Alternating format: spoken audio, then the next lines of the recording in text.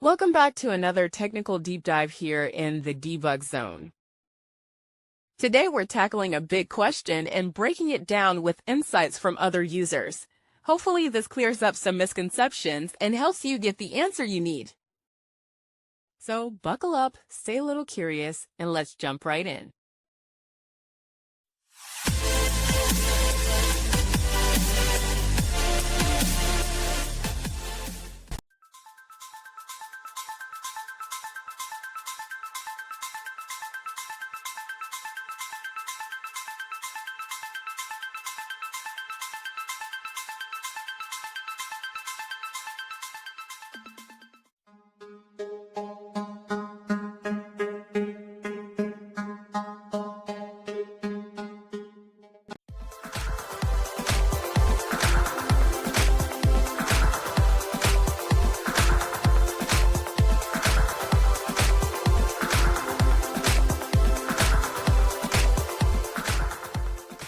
And that's a wrap.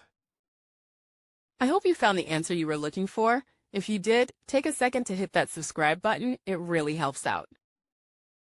And let me know in the comments which solution worked best for you. See you next time in the debug zone.